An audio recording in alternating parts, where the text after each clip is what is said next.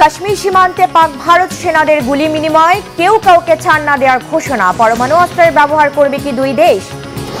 জুমার নামাজে কাঁদলেন ভারতের মুসলমানরা। হামলায় নিহতদের প্রায় সবাই হিন্দু হলেও করলেন দোয়া। মোদির ধর্ম রাজনীতি কি ব্যর্থ? ইরানের সবচেয়ে বড় বন্দর নগরীতে ভয়াবহ বিস্ফোরণ, বহু হতাহত। এ কি দুর্ঘটনা নাকি ইসরায়েলের ষড়যন্ত্র? কি বলছে তেহরান? আসসালামু আলাইকুম, দেখছিলেন Bangla vision world news headline. কাশ্মীরের পেহেলগাম হামলাকে ঘিরে মুখোমুখি অবস্থানে পরমাণু শক্তিধর দুই দেশ ভারত ও পাকিস্তান, কেউ কাউকে ছাড় না দেওয়ার ঘোষণা দিয়েছে। এমন অবস্থায় প্রশ্ন উঠেছে, সত্যিই যদি দুই দেশ যুদ্ধে জড়ায় তাহলে কি তারা পারমাণবিক অস্ত্রের ব্যবহার করবে? সময়ের সাথে সাথে বাড়ছে এমন শঙ্কা। আর যদি পরমাণু অস্ত্রের ব্যবহার হয় তাহলে কতটা ভয়ঙ্কর হবে পরিণতি? উপমহাদেশ কি ধ্বংসের পথে যাবে? কি হবে বাংলাদেশের? ডেস্ক রিপোর্টে জানাচ্ছেন ইমরান মাহমুদ। একটি ভুল বোতাম চাপলেই পাল্টে যেতে পারে পুরো বিশ্বের বাস্তবতা। সাম্প্রতিক সময়ে আবারও উত্তেজনা বেড়েছে ভারত ও পাকিস্তানের সম্পর্কে। গুঞ্জন উঠেছে পারমাণবিক শক্তিধর এই দুই দেশের মধ্যে একটি সম্ভাব্য যুদ্ধের। যুক্তরাষ্ট্রের এক গোয়েন্দা তথ্য অনুযায়ী একটি রাজনৈতিক ভুল হিসেবের কারণে দুই দেশের পারমাণবিক যুদ্ধে জড়ানোর সম্ভাবনা প্রায় 20%। কি হবে যদি সত্যি ভারত পাকিস্তান যুদ্ধে পারমাণবিক অস্ত্র ব্যবহার করে? সেই ভয়াবহ সংঘাতে কে জিতবে? আর এর প্রভাব কি বাংলাদেশের উপরও পড়বে? ধরা যাক, সীমান্তে ছোটখাটো সংঘর্ষ বেড়ে গিয়ে শুরু হলো পূর্ণমাত্রার যুদ্ধ। পাকিস্তান যদি ভারতের কোনো সামরিক স্থাপনা বা বড় শহরে একটি পরমাণু অস্ত্র নিক্ষেপ করে, এর প্রতিশোধ হিসেবে ভারতও হয়তো একই কৌশল নেবে।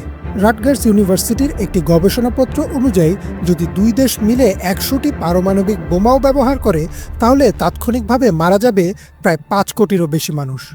দিল্লি, মুম্বাই, লাহোর, ইসলামাবাদ কিংবা করাচির মতো শহর চোখের পলকেই মিলিয়ে যাবে মাটির সাথে। ধ্বংস হয়ে যাবে হাসপাতাল, বিদ্যুৎ কেন্দ্র, পানির সরবরাহ ব্যবস্থা। এই বিস্ফোরণের ফলে সৃষ্টি হবে আকাশ সমান মাশরুম ক্লাউড বা ধোঁয়ার কুণ্ডলী। বিস্ফোরণের পরেও যারা বেঁচে থাকবে তাদের পরিণতি হবে আরও ভয়াবহ। শুরু হবে ক্ষুধা এবং রেডিয়েশনের এক ভয়ালু জীবন। প্রাণে বেঁচে যাওয়া মানুষের শরীরে ক্যান্সার, চোখ অন্ধ হয়ে যাওয়া, চর্মরোগ, এমনকি স্নায়বিক সমস্যাও তৈরি হবে। যুদ্ধ পরবর্তী সময়ে যেসব শিশু জন্ম নেবে, তেজস্ক্রিয়তার প্রভাবে তাদের শরীরে থাকবে জন্মগত ত্রুটি। কৃষিজমি হয়ে উঠবে অনুর্বর। নদীনালা সহ জলাশয়গুলো দূষিত হবে নিউক্লিয়ার বর্জ্য দিয়ে। দেখা দিবে তীব্র খাবার পানির সংকট। এই অঞ্চলে মানব সভ্যতা কার্যত 100 বছর পিছিয়ে যাবে। কলম্বিয়া ইউনিভার্সিটির এক গবেষণায় বলা হয়েছে, এমন এক যুদ্ধের ফলে বিশ্বজুড়ে 200 কোটিরও বেশি মানুষ খাদ্য সংকটে পড়বে। শুধু ভারত পাকিস্তান নয়, নেপাল, আফগানিস্তান, শ্রীলঙ্কা ও বাংলাদেশও শিকার হবে মারাত্মক প্রভাবের। পারমাণবিক বিস্ফোরণের পর যে ধোঁয়া সৃষ্টি হয় তাকে বলা হয় মাশরুম ক্লাউড, যা প্রায় 70 কিলোমিটার পর্যন্ত উপরে উঠতে পারে। এই ধোঁয়া থেকে 5 থেকে 7 মিলিয়ন টন সূক্ষ্ম কার্বন বা ধূলিকণা বাতাসে ভেসে উঠবে এবং তা পৃথিবীর বায়ুমণ্ডলের উপরের স্তরে পৌঁছে সূর্যের আলো আটকে দেবে। ফলে বৈশ্বিক তাপমাত্রা গড়ে 1.5 ডিগ্রি সেলসিয়াস পর্যন্ত কমে যেতে পারে এবং তা স্থায়ী হতে পারে টানা 10 বছর। এর কারণে কমে যাবে পৃথিবীর মৌসুমি বৃষ্টিপাত, গম, ভুট্টা ও চালের উৎপাদন কমে যাবে ভয়ানকভাবে। শীতকাল হবে অনেক লম্বা এবং অনিশ্চিত। ভারত পাকিস্তান পারমাণবিক যুদ্ধে জড়ালে এর প্রভাব বাংলাদেশের উপরও পড়বে। যুদ্ধের ফলে উৎপন্ন তেজস্ক্রিয় ধোঁয়া প্রবেশ করবে বাংলাদেশের আকাশে। দেশের বাতাস হয়ে উঠবে বিষাক্ত আর ভেঙে পড়বে জনস্বাস্থ্য ব্যবস্থা। দীর্ঘমেয়াদী প্রভাবে কমে যাবে শস্য উৎপাদন। বঙ্গোপসাগরের জলবায়ু পরিবর্তনের কারণে মৎস্য সম্পদও ধ্বংস হবে। তাছাড়া ভারতের অভ্যন্তরে বিশৃঙ্খলার ফলে লাখ লাখ মানুষ সীমান্ত দিয়ে বাংলাদেশে অনুপ্রবেশের চেষ্টা করতে পারে, যা দেশের উপর মানবিক ও অর্থনৈতিক চাপ সৃষ্টি করবে। এমন ভয়াবহ ঘটনা এখনও ঘটেনি, কিন্তু এটি নিছক কোনো কাল্পনিক কাহিনী নয়, বরং বৈজ্ঞানিক গবেষণা ও গোয়েন্দা তথ্যের ভিত্তিতে একটি সম্ভাব্য দৃশ্যপট। আর এমন একটি যুদ্ধ শুরু হলে ইতিহাসের সবচেয়ে অন্ধকার অধ্যায়ে প্রবেশ করবে মানব সভ্যতা, যেখান থেকে ফিরে আসা হয়তো আর সম্ভব হবে না। এই যুদ্ধে বিজয়ী হওয়া তো দূরের কথা, হেরে যাবে দুই পক্ষই। ইমরান মাহমুদ, বাংলা ভিশন। এদিকে আবারও কাশ্মীর সীমান্তে ভারত পাকিস্তানের সেনাদের মাঝে পাল্টাপাল্টি গোলাগুলি ঘটেছে। ভারতীয় সেনাবাহিনীর অভিযোগ, অস্ত্রবিরতি লঙ্ঘন করে শুক্রবার নিয়ন্ত্রণ রেখায় গুলি চালায় পাকিস্তান। জবাবে পাল্টা গুলি চালায় ভারতীয় সেনারা। থমথমে পরিস্থিতিতে দেশ দুটির উত্তেজনা নিরসনে মধ্যস্থতার প্রস্তাব দিয়েছে ইরান। আর মার্কিন প্রেসিডেন্ট ডোনাল্ড ট্রাম্পের আশা, ভারত আর পাকিস্তান নিজেরাই এই সমস্যার সমাধান করতে পারবে। শহীদ আরাফাতের ডেস্ক রিপোর্ট। পেহেলগাম হত্যাকাণ্ড ইস্যুতে ভারত পাকিস্তানের মধ্যকার পরিস্থিতি আরও উত্তপ্ত হয়ে উঠছে। শুক্রবার অস্ত্রবিরতি লঙ্ঘন করে কাশ্মীর নিয়ন্ত্রণ রেখায় আবারও গুলি চালিয়েছে পাকিস্তান। এই অভিযোগ এনে ভারতীয় সেনাবাহিনী পাল্টা গুলি চালায়। এতে দ্বিতীয় দিনের মতো নিয়ন্ত্রণ রেখায় থমথমে পরিস্থিতি তৈরি হয়। গোলাগুলি হয়েছে লাদাখ সীমান্তেও। পাকিস্তান ভারত উত্তেজনা নিরসনে মধ্যস্থতার প্রস্তাব দিয়েছে ইরান। শুক্রবার সামাজিক যোগাযোগ মাধ্যম এক্সে দেয়া এক পোস্টে দেশটির পররাষ্ট্রমন্ত্রী সৈয়দ আব্বাস আরাগচি লিখেন, ভারত ও পাকিস্তান ইরানের ভ্রাতৃপ্রতিম প্রতিবেশী, তাই তাদের গুরুত্ব সহকারে বিবেচনা করে তেহরান। দূতাবাসের মাধ্যমে কঠিন সময়ে উভয় পক্ষের মধ্যে বোঝাপড়া তৈরি করতে চায় তেহরান। এই পরিস্থিতিতে দুই দেশের চলমান উত্তেজনার মধ্যেই দ্রুত সমাধান খোঁজার পরামর্শ দিয়েছেন মার্কিন প্রেসিডেন্ট ডোনাল্ড ট্রাম্পও।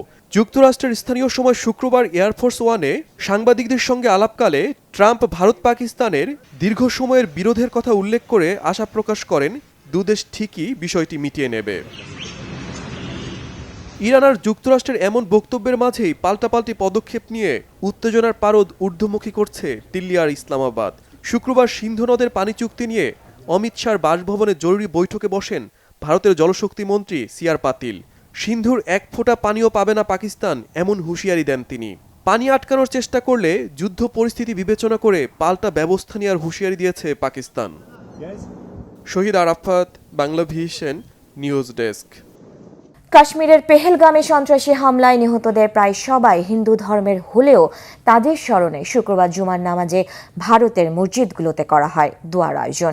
একই সাথে উঠে প্রতিবাদের ঝড়। দিল্লি, হায়দ্রাবাদ, কেরালা সহ বিভিন্ন স্থানে মুসলিম সম্প্রদায় স্পষ্ট জানিয়ে দেয়, ইসলামের সঙ্গে সন্ত্রাসীদের কোনো সম্পর্ক নেই। সব ধরনের সহিংসতার বিরুদ্ধে একসাথে দাঁড়ানোর আহ্বান জানান জম্মু কাশ্মীরের ইমামরা।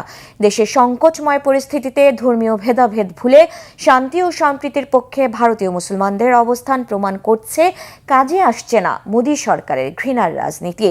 হাফিজুল ইসলামের ডেস্ক রিপোর্টে বিস্তারিত। ভয়াবহ সন্ত্রাসী হামলায় যখন বিপর্যস্ত ভূস্বর্গ কাশ্মীর, তখন এর বিরুদ্ধে ভারত জুড়ে মসজিদের মিনারে মিনারে উঠল প্রতিবাদ ও প্রার্থনার ধ্বনি। 25 এপ্রিল শুক্রবার জুমার নামাজের পর দোয়ার শব্দে প্রকম্পিত হয় গোটা দেশ। দিল্লির শাহী মসজিদ থেকে শুরু করে উত্তরপ্রদেশ, কেরালা, হায়দ্রাবাদ সহ নানা প্রান্তে পেহেলগাম হত্যাকাণ্ডে নিহতদের জন্য কেঁদেছেন লাখো মুসলমান। ভারতীয় মুসলিমদের এমন পদক্ষেপ প্রমাণ করছে কাজে আসছে না মোদী সরকারের ধর্মীয় বিভেদের রাজনীতি। ভারতে কোনো সন্ত্রাসী হামলার ঘটনা ঘটলে সন্দেহের বিষাক্ত আঙুল ওঠে দেশটির মুসলমানদের দিকে। বেশিরভাগ ক্ষেত্রেই বিনা দোষে তাদের উপর চাপানো হয় দায়। সে কারণে জুমার নামাজ শেষে শোনা গেছে জোরালো এক দাবি, সন্ত্রাসবাদের সাথে ইসলামের নাম যেন কখনো যুক্ত না করা হয়। মুসল্লিরা পরিষ্কার জানিয়ে দিয়েছেন, ইসলামে সন্ত্রাসীদের কোনো জায়গা নেই। আমরা আজ জুমার নামাজ আদায় করেছি। সবার চোখেই ছিল দুঃখ ও বিষাদের ছাপ। কাপুরুষোচিত যে হামলা পেহেলগামে বেড়াতে আসা অতিথিদের লক্ষ্য করে চালানো হয়েছে, সেটা পুরো জম্মু ও কাশ্মীরকে গভীরভাবে শোকাহত করেছে। আমরা পর্যটকদের সঙ্গে কাঁধে কাঁধ মিলিয়ে দাঁড়িয়েছি। যারা এই জঘন্য হামলা চালিয়েছে তাদের বিরুদ্ধে আমরা কঠোরভাবে নিন্দা জানাই। সন্ত্রাসীদের কেউ সাহায্য করেনি, ভবিষ্যতেও করবে না। পেহেলগাম হত্যাকাণ্ডের জেরে গোটা ভারতে জোরালো হয়েছে প্রতিবেশী পাকিস্তানের বিরুদ্ধে কঠোর ব্যবস্থা নেয়ার দাবি। নয়াদিল্লির অভিযোগ, কাশ্মীরে সন্ত্রাসবাদকে অর্থ ও মদত যোগাচ্ছে ইসলামাবাদ। অবশ্য হামলায় জড়িত থাকার অভিযোগ স্পষ্টভাবে অস্বীকার করে আসছে পাকিস্তান। জুমার খুতবা ও বয়ানে রক্তক্ষয়ী হামলার নিন্দা জানিয়ে জম্মু কাশ্মীরের ইমামরা বলেন, ইসলামের নাম ব্যবহার করে যারা সন্ত্রাস ছড়ায় তারা ধর্মের অপমান করে। নিহতদের সাথে সাথে জাতির শান্তি ও নিরাপত্তার জন্য দোয়া করেছি। কান্না জড়ানো কণ্ঠে এমন মন্তব্য করেন হায়দ্রাবাদের এক ইমাম। দোষীদের কঠোর শাস্তির দাবিও করেন সারা দেশের মুসল্লিরা। हमें सबकी एक इकट्ठा होके আমাদের একত্রিত হওয়া উচিত যাতে নিজের দেশকে রক্ষা করতে পারি। হামলাকারী সকল সন্ত্রাসীদের কঠোরভাবে ঘৃণা জানাচ্ছি। সরকারের প্রতি আবেদন যেন দোষীদের দৃষ্টান্তমূলক শাস্তি দেওয়া হয়। ভবিষ্যতে এমন ঘটনা যেন আর না ঘটে। আল্লাহ আমাদের দেশকে শান্তি ও সম্প্রীতির পথে এগিয়ে নিয়ে যান। अमन और चैन के साथ तरक्की पे आगे बढ़े। কাশ্মীর ইস্যুতে উগ্রপন্থী নানা পক্ষের উস্কানি ও ক্ষমতাসীনদের হটকারী পদক্ষেপ ভারত ও পাকিস্তানকে দাঁড় করিয়ে দিয়েছে সংঘাতের কিনারায়। সোশ্যাল মিডিয়া থেকে গণমাধ্যম সবখানেই লেগেছে এর উত্তাপ। এমন কঠিন সময়ে সন্ত্রাসী হামলায় প্রাণ হারানো মানুষ ও তাদের পরিবারের পাশে দাঁড়িয়েছে ভারতের শান্তিপ্রিয় মুসলমানরা। হাফিজুল ইসলাম, বাংলা ভিশন। পাকিস্তানের সাথে উত্তেজনার মাঝে ভারতের গুজরাটে দুই শহর আহমেদাবাদ ও সুরাতে অভিযান চালিয়ে 1000-এরও বেশি অবৈধ বাংলাদেশি অভিবাসীকে আটক করেছে দেশটির আইনশৃঙ্খলা বাহিনী। গুজরাটের আহমেদাবাদ থেকে অন্তত 890 ও সুরাটে 134 বাংলাদেশিকে আটক করা হয়েছে। শুক্রবার রাতভর রাজ্যটির আহমেদাবাদ ও সুরাটে অভিযান চালিয়ে তাদের আটক করা হয়। গুজরাট কর্তৃপক্ষ জানিয়েছে, ভারতের কেন্দ্রীয় স্বরাষ্ট্রমন্ত্রী অমিত শাহের কড়া নির্দেশনার পরই এই অভিযান চালানো হয়। তারা জানায়, এই অভিবাসীরা মূলত পশ্চিমবঙ্গ থেকে জাল পরিচয়পত্র সংগ্রহ করে ভারতের বিভিন্ন রাজ্যে প্রবেশ করে এবং পরে গুজরাটে এসে স্থায়ীভাবে বসবাস করতে শুরু করে। অনেকেই মাদক চোরাচালান ও মানব পাচারের সঙ্গে জড়িতও রয়েছে বলে দাবি গুজরাট কর্তৃপক্ষের। জাল নথিপত্র প্রস্তুতকারী চক্রের বিরুদ্ধেও কঠোর ব্যবস্থা নেওয়ার ঘোষণা দিয়েছে তারা। অবৈধ অভিবাসীদের পুলিশের কাছে আত্মসমর্পণের নির্দেশ দিয়েছে গুজরাট কর্তৃপক্ষ। তদন্ত শেষে তাদের বাংলাদেশে ফেরত পাঠানো হবে। একই সঙ্গে অবৈধ অভিবাসীদের আশ্রয়দাতাদের বিরুদ্ধেও আইনি ব্যবস্থা নেওয়া হবে বলে জানিয়েছেন গুজরাট কর্তৃপক্ষ। ইরানের সবচেয়ে বড় বন্দর নগরী বন্দর আব্বাসে শহীদ রাজি বন্দরে এক ভয়াবহ বিস্ফোরণ ঘটেছে। এতে 4 জন নিহতের পাশাপাশি আহতের সংখ্যা 500 ছাড়িয়ে গেছে। প্রাথমিকভাবে রাসায়নিক কন্টেইনারে বিস্ফোরণকে দায়ী করা হলেও ইসরায়েলের জড়িত থাকার সম্ভাবনা নাকচ করে দিচ্ছে না বিশ্লেষকরা। কারণ 5 বছর আগে 2020 সালে একই বন্দরে সাইবার হামলা চালিয়েছিল ইসরায়েল। রিফাত জামানের ডেস্ক রিপোর্ট। এটি কোনো সাধারণ বিস্ফোরণ নয়। এই ভয়াবহ বিস্ফোরণটি ঘটেছে ইরানের মিসাইল তৈরিতে ব্যবহার করা রাসায়নিক উপাদান ভর্তি কন্টেনারগুলোতে, যা রাখা ছিল দেশটির সবচেয়ে বড়, আধুনিক ও গুরুত্বপূর্ণ বাণিজ্যিক সমুদ্র বন্দর শহীদ রাজিতে, যেখান থেকে পৃথিবীর মোট উৎপাদিত তেলের 5/1 পরিবহন করা হয়। কন্টেনারগুলোতে বিপুল পরিমাণ দাহ্য পদার্থ থাকায় বিস্ফোরণের পর মুহূর্তেই আগুন ধরে যায়। বিস্ফোরণটি এতই শক্তিশালী ছিল যে বন্দরের প্রশাসনিক ভবন পুরোপুরি ধ্বংস হয়ে গেছে, চুরমার হয়ে গেছে আশপাশের ভবনগুলো, এমনকি ব্যাপক ক্ষতিগ্রস্ত হয়েছে রাস্তায় দাঁড়িয়ে থাকা বহু যানবাহন। প্রশ্ন উঠেছে, এত ভয়াবহ বিস্ফোরণ কিভাবে হলো? এটি কি নিছক দুর্ঘটনা নাকি ইরানের চিরশত্রু ইসরায়েলের নাশকতা? কেননা মিসাইল তৈরির জন্য এই রাসায়নিক পদার্থগুলো ব্যবহার করা হতো, আর তাই তো এত ভয়াবহ বিস্ফোরণের পেছনে ইসরায়েলের জড়িত থাকার সম্ভাবনা একেবারে নাকচ করে দিচ্ছেন না বিশ্লেষকরা। তারা বলছেন, 5 বছর আগে 2020 সালে ইরানের এই একই বন্দরে কম্পিউটারগুলোতে সাইবার হামলা চালিয়েছিল ইসরায়েল, যার ফলে বন্দরটির কার্যক্রম কয়েকদিনের জন্য অচল হয়ে পড়ে। আর ইসরায়েলের জড়িত থাকার কথা তখন এক প্রতিবেদনে দাবি করেছিল আমেরিকার সংবাদপত্র ওয়াশিংটন পোস্ট, যদিও তখন সে ব্যাপারে কোনো মন্তব্য করেনি ইসরায়েলের প্রধানমন্ত্রী বেনিয়ামিন নেতানিয়াহু। তবে শনিবারের এই বিস্ফোরণে ইসরায়েল জড়িত রয়েছে কিনা সে বিষয়ে কোনো মন্তব্য করেনি ইরান। তবে প্রাথমিকভাবে ইরানের কর্তৃপক্ষের ধারণা, রাসায়নিক পদার্থগুলো সঠিকভাবে রাখা ছিল না, বন্দরে থাকা দাহ্য পদার্থ সংরক্ষণে অবহেলার ইঙ্গিত দিয়েছে তারা। তবে বিশ্লেষকরা ইসরায়েলের ষড়যন্ত্রের বিষয়টি নাকচ করে দিচ্ছেন না, কারণ গাজা ইস্যুকে কেন্দ্র করে ইরানের উপর হামলার পায়তারা করছে ইসরায়েল। পরমাণু ইস্যুতে ইরান ও যুক্তরাষ্ট্রের মধ্যে 3য় দফা আলোচনা বসার আগে এই বিস্ফোরণ ঘটল। ফলে এই বিস্ফোরণ আঞ্চলিক নিরাপত্তা ও কূটনৈতিক প্রচেষ্টায় নতুন চাপ তৈরি করতে পারে বলে মনে করছেন বিশ্লেষকরা। রিফাত জামান, বাংলা ভিশন নিউজ ডেস্ক। আবারও পাক ভারত প্রসঙ্গ।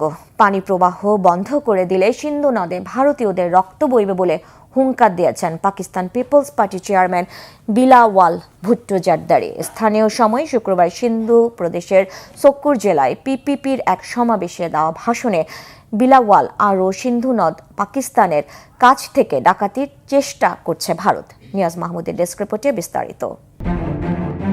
কাশ্মীরের পেহেলগামে হামলার জেরে সিন্ধু চুক্তি স্থগিতের ঘোষণা দিয়েছে ভারত সরকারের জলশক্তি মন্ত্রী সি.আর. পাতিল। তিনি বলেন, পাকিস্তানকে 1 ফোঁটাও সিন্ধু নদীর পানি দেয়া হবে না। বিষয়টি ভালোভাবে নেয়নি পাকিস্তানের রাজনৈতিক দলগুলো। এর প্রতিবাদে শুক্রবার সমাবেশের ডাক দেয় পাকিস্তান পিপলস পার্টি। দলটির সর্বোচ্চ নেতা বিলাল ভুট্টো জারদারি হুঁশিয়ার করে বলেছেন, সিন্ধুতে হয় পানি, না হয় ভারতীয়দের রক্ত বইবে। मोदी ने और उनकी हुकूमत ने ऐलान किया कि अब वो ये मुआहिदा नहीं मानते, और मैं सखर में इसी सिंधु दरिया के साथ खड़े होके भारत को कहना चाहूंगा कि सिंधु हमारा है और सिंधु हमारा रहेगा। या इस दरिया से हमारा पानी बहेगा या उनका खून बहेगा। ভারতের প্রধানমন্ত্রী নরেন্দ্র মোদী সভ্যতার উত্তরাধিকার লাভের জন্য চিৎকার করলেও প্রকৃত রক্ষকরা পাকিস্তানের মাটিতেই আছেন উল্লেখ করে বিলাল ভুট্টো ভারতকে সাবধান করে বলেন, সিন্ধু আমাদের এবং এটি আমাদেরই থাকবে। इंडस वैली सिविलाइजेशन की बुनियाद रखी। मोदी जहां भी जाता है वो आपकी इंडस वैली सिविलाइजेशन का जिक्र करता है। वो कहता है कि हम हजारों साल की इस सिविलाइजेशन के वारिस है। उस सिविलाइजेशन तो पाकिस्तान में हमारे लारकानों में मोहनजोदारो उसका निशानी है। हम उसका वारिस है, हम इस दरिया के वारिस है, मुहाफिज है और इसका तहफ्फुज करेंगे। সমাবেশ থেকে ভারতকে কঠোর বার্তা এবং দেশের রাজনৈতিক দলগুলোকে ঐক্যবদ্ধ থাকার আহ্বান জানিয়ে পাকিস্তান পিপলস পার্টির চেয়ারম্যান বলেন, ভারত সরকার পাকিস্তানের পানির উপর চোখ রেখেছে। আমরা বিশ্বকে একটি বার্তা পাঠাবো, তা হলো সিন্ধু নদীর ডাকাতি মেনে নেওয়া হবে না।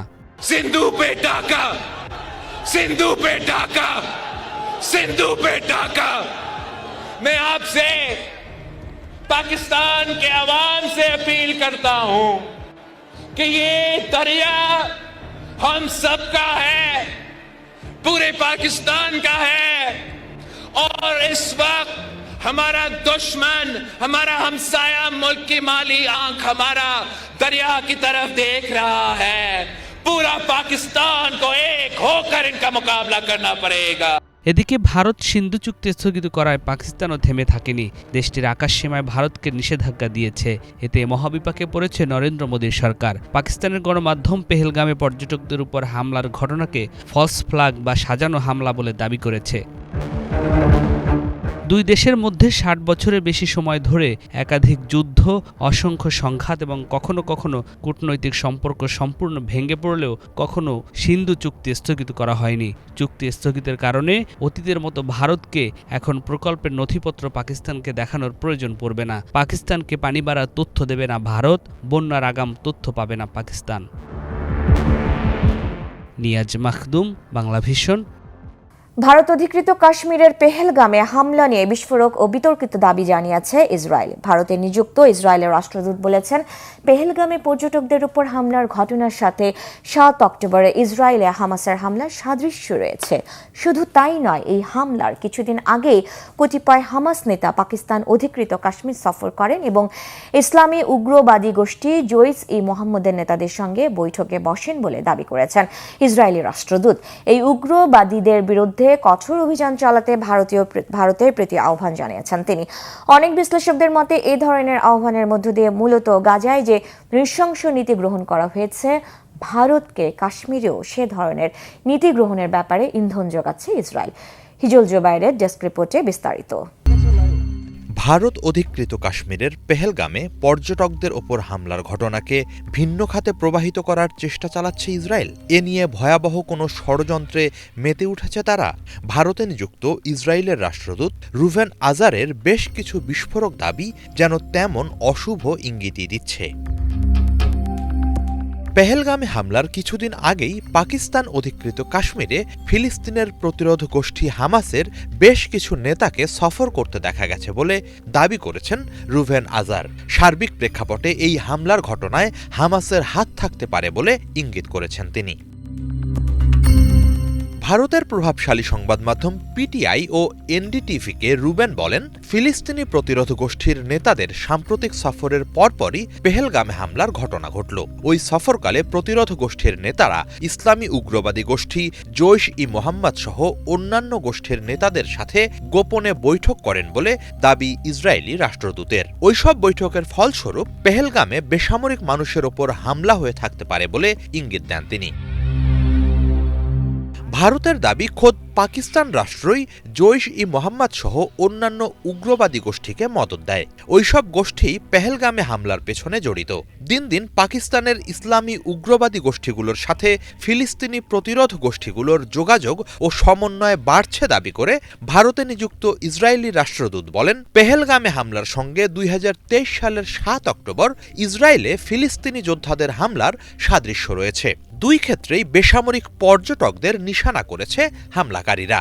এর অর্থ উগ্রবাদী গোষ্ঠীগুলো একে অপরকে অনুসরণ করছে।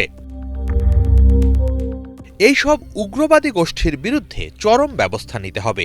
কেবল কথায় নয়, কাজের মাধ্যমে কার্যকর পদক্ষেপ নিতে ভারতের প্রতি জোরালো আহ্বান জানিয়েছেন ইসরায়েলি রাষ্ট্রদূত। এটা কোনোভাবেই গ্রহণযোগ্য নয় যে বিকৃত ধর্মীয় বিশ্বাস নিয়ে চলা সন্ত্রাসীদের খুনি বাহিনী আমাদের সভ্যতাকে ধ্বংস করার চেষ্টা চালাবে। তাদের বিরুদ্ধে অবশ্যই আমাদের লড়াই করতে হবে। সেটা নিছক নিন্দা জানিয়ে নয়, কঠোর পদক্ষেপ ও কার্যকলাপের মধ্য দিয়ে। আমি বিশ্বাস করি ভারত সরকারও তেমন ব্যবস্থাই গ্রহণ করবে। সন্ত্রাসীদের মোকাবেলায় যা করতে হয় তাই করবে। এদিকে ভারতের ইস্যুতে ইসরায়েলের এই অতি আগ্রহকে সরল চোখে দেখছেন না অনেক বিশ্লেষক। পেহেলগামে হামলায় ফিলিস্তিনি প্রতিরোধ গোষ্ঠীর সংশ্লিষ্টতা তৈরির চেষ্টাকেও সরলভাবে দেখার সুযোগ নেই বলছেন তারা। তাদের মতে সম্ভবত গাজায় যে নৃশংস নীতি গ্রহণ করা হয়েছে, ভারতকে কাশ্মীরেও সে ধরনের নীতি গ্রহণের ব্যাপারে ইন্ধন যোগানোর চেষ্টা চালাচ্ছে ইসরায়েল। ভারত সরকারকে কঠোর পদক্ষেপ নেয়ার আহ্বান জানানো যেন তারই ইশারা। বরাবরই দুই দেশের মধ্যে নীতিগত বিভিন্ন মিল লক্ষণীয়। গাজায় ইসরায়েলি নৃশংসতারও ঘোর সমর্থক ভারত। সব মিলিয়ে ইসরায়েল দ্বারা প্ররোচিত হয়ে সন্ত্রাসবাদ দমনের অজুহাতে ভারতের ক্ষমতাসীন হিন্দুত্ববাদী বিজেপি সরকার কাশ্মীরকে নতুন গাজায় পরিণত করার চেষ্টা চালাতে পারে, এমন আশঙ্কা উড়িয়ে দেয়া যায় না। হিজল জুবায়ের, বাংলা ভিশন। পেহেলগামে পর্যটকদের উপর হামলার ঘটনায় ভারত পাকিস্তানকে দায়ী করে নানা পদক্ষেপ নেওয়ার পর এবার পাকিস্তানও ভারতের বিরুদ্ধে 8টি পাল্টা পদক্ষেপ নিয়েছে। এর মধ্যে অন্যতম হল 1972 সালের ঐতিহাসিক সিমলা চুক্তি বাতিল করা। বাংলাদেশের মুক্তিযুদ্ধে পাকিস্তানের পরাজয়ের পর ভারত ও পাকিস্তান এই শান্তি চুক্তি করে। সেই সময় বাংলাদেশের মুক্তিযুদ্ধে আটক পাকিস্তানি সেনাদের মুক্তির বিনিময়ে পাকিস্তানের সাথে সিমলা চুক্তি করে ভারত। বিস্তারিত ডেস্ক রিপোর্ট। জম্মু ও কাশ্মীরের পেহেলগামে পর্যটকদের উপর বন্দুকধারীদের হামলার পর পাকিস্তানকে এর জন্য দায়ী করেছে ভারত। এরপরই ভারতের পক্ষ থেকে পাকিস্তানের বিরুদ্ধে একাধিক পদক্ষেপ নেওয়া হয়েছে। এর জবাবে 24 এপ্রিল পাকিস্তানও ভারতের বিরুদ্ধে 8টি পাল্টা পদক্ষেপ নেওয়ার ঘোষণা দিয়েছে। এর একটি হল ঐতিহাসিক সিমলা চুক্তি বাতিল করা, যা পাকিস্তান সরকার ভারতের বিরুদ্ধে পাল্টা ব্যবস্থার অংশ হিসেবে নিয়েছে। খবরটি জানিয়েছে পাকিস্তানি সংবাদ মাধ্যম ডন। পাকিস্তানের প্রধানমন্ত্রীর দপ্তর পিএমও থেকে এক বিবৃতিতে জানানো হয়, দেশটি 1972 সালের ঐতিহাসিক সিমলা চুক্তির কার্যকারিতা আপাতত স্থগিত রেখেছে। বিবৃতিতে আরও বলা হয়, যদি ভারত পাকিস্তানের অভ্যন্তরে সন্ত্রাস ছড়ানো, সীমান্ত অতিক্রম করে হত্যাকাণ্ড চালানো ও কাশ্মীর ইস্যুতে আন্তর্জাতিক আইন ও জাতিসংঘের প্রস্তাবনা লঙ্ঘনের মতো কার্যক্রম বন্ধ না করে, তাহলে পাকিস্তান ভারতের সাথে বিদ্যমান সব দ্বিপাক্ষিক চুক্তি, যার ভেতর সিমলা চুক্তি রয়েছে, তা স্থগিত করতে বাধ্য হবে। সিমলা চুক্তি কি? 1971 সালের মুক্তিযুদ্ধে পাকিস্তানের বিরুদ্ধে বাংলাদেশের বিজয় ও স্বাধীনতা অর্জনের পর ভারত ও পাকিস্তানের ভেতর একটি শান্তি চুক্তি হয়। বাংলাদেশের মুক্তিযুদ্ধে পরাজয়ের পর ঢাকায় পাক সেনা সদস্যরা আটক হয়। তবে ভারত নিজেদের স্বার্থের জন্য প্রায় 93,000 পাক সেনা সদস্যদের মুক্তি দেওয়ার কথা বলে পাকিস্তানের সাথে সওদা করে। 1972 সালের 2 জুলাই ভারতের হিমাচল প্রদেশের সিমলা শহরে পাকিস্তানের সাথে একটি শান্তি চুক্তিতে সই করে ভারত। এটি সিমলা চুক্তি নামে পরিচিত। চুক্তিতে সই করেন ভারতের তৎকালীন প্রধানমন্ত্রী ইন্দিরা গান্ধী ও পাকিস্তানের তৎকালীন রাষ্ট্রপতি জুলফিকার আলী ভুট্টো। এই চুক্তির ফলে ভারত ও পাকিস্তানের পারস্পরিক সম্পর্ক স্বাভাবিক করা হয় ও সকল বিরোধ শান্তিপূর্ণ উপায় ও সংলাপ দ্বারা সমাধানের প্রতিশ্রুতি দেওয়া হয়। এই চুক্তির মূল উদ্দেশ্যই ছিল ভারত ও পাকিস্তানের যাবতীয় সংঘাত শেষ করা, সীমান্তে শান্তি স্থাপন করা ও দুই দেশের ভেতরকার পারস্পরিক বন্ধুত্ব ও সম্প্রীতির সম্পর্ক গড়ে তোলা। এছাড়া এই চুক্তির আওতায় ভারত ও পাকিস্তানের নিয়ন্ত্রণ রেখা এলওসি নির্ধারণ করা হয়। ভারত ও পাকিস্তান কাশ্মীর অঞ্চলে একটি নতুন লাইন অফ কন্ট্রোল বা নিয়ন্ত্রণ রেখা নির্ধারণ করে। এর শর্তাবলী কার্যকর হয় সেই বছরের ৪ আগস্ট থেকে। সিমলা চুক্তির শর্তে বলা হয়, ভারত ও পাকিস্তানকে আন্তর্জাতিক সীমান্ত এলাকা থেকে তাদের সেনাবাহিনী প্রত্যাহার করতে হবে। জম্মু ও কাশ্মীরে যে নিয়ন্ত্রণ রেখা নির্ধারিত হয়েছে, উভয় দেশকেই সেটি মেনে চলতে হবে ও কোনো পক্ষ একতরফাভাবে এর পরিবর্তনের চেষ্টা করতে পারবে না, এমনকি মতবিরোধ থাকলেও না। এই সীমারেখা অতিক্রম করে হুমকি দেওয়া কিংবা বল প্রয়োগ করার মতো পদক্ষেপ থেকেও দুই দেশকে বিরত থাকতে হবে। চুক্তি কার্যকর হওয়ার ৩০ দিনের ভেতর সীমান্ত থেকে সেনা প্রত্যাহারের বিষয়টি সম্পন্ন করতে হবে। তবে এই চুক্তি স্থগিতের পরিণতি এখন এতটাই ভয়াবহ হওয়ার সম্ভাবনা রয়েছে যে ভারত হয়তো এটি কল্পনাও করতে পারছে না। ভারতের তথাকথিত পানি অবরোধ হয়তো পাকিস্তানকে সম্পূর্ণভাবে শুকিয়ে ফেলবে না, তবে পাকিস্তান যদি পাল্টা সিমলা চুক্তি স্থগিত করে তাহলে সবচেয়ে বড় ধাক্কা ভারতকেই সামলাতে হতে পারে। ইফাত জাহান, বাংলা ভিশন। রোমের সান্তা ম্যাগিওরের গির্জায় সমাহিত করা হয়েছে পোপ ফ্রান্সিসকে। ৫০টিরও বেশি দেশের শীর্ষ নেতাদের সাথে পোপের শেষকৃত্যে অংশ নেন প্রধান উপদেষ্টা ডক্টর মোহাম্মদ ইউনূস। এদিকে পোপ ফ্রান্সিসের শেষকৃত্যের আগেই সেন্ট পিটার্স গির্জার ভেতরেই বৈঠক করেন ইউক্রেনের প্রেসিডেন্ট ভলোদিমির জেলেনস্কি এবং মার্কিন প্রেসিডেন্ট ডোনাল্ড ট্রাম্প। ১৫ মিনিটের এই বৈঠকে গঠনমূলক হয়েছে বলে জানিয়েছে হোয়াইট হাউস। ফেব্রুয়ারিতে ওভাল অফিসে উত্তেজনামূলক আলোচনার পর এটি তাদের প্রথম বৈঠক। ইউক্রেনের পররাষ্ট্রমন্ত্রী জানিয়েছেন, রাশিয়া ইউক্রেনের যুদ্ধ নিয়ে শান্তি চুক্তিতে পৌঁছাতে আলোচনায় বসেন দুই নেতা। প্রেসিডেন্ট জেলেনস্কি জানান, নিঃশর্ত যুদ্ধবিরতি চায় ইউক্রেন। দেশটির লক্ষ্য হল জনগণের জীবন রক্ষা করা ও দেশে শান্তি প্রতিষ্ঠা করা বলেও জানান তিনি। এছাড়াও যুক্তরাজ্যের প্রধানমন্ত্রী স্যার কিয়ার স্টারমার ও ফ্রান্সের প্রেসিডেন্ট ইমানুয়েল ম্যাক্রোর সাথেও বৈঠক করেন প্রেসিডেন্ট জেলেনস্কি। বৈঠকের পর বিশ্ব নেতারা পুনরায় শেষকৃত্যে অংশ নেন। অনুষ্ঠান শেষ হওয়ার পরপরই তীর্থযাত্রী এবং শোকার্তদের সাথে রোম ত্যাগ করেন বিশ্ব নেতারা। আজ থেকে রোমে শুরু হবে ৯ দিনের শোক দিবস।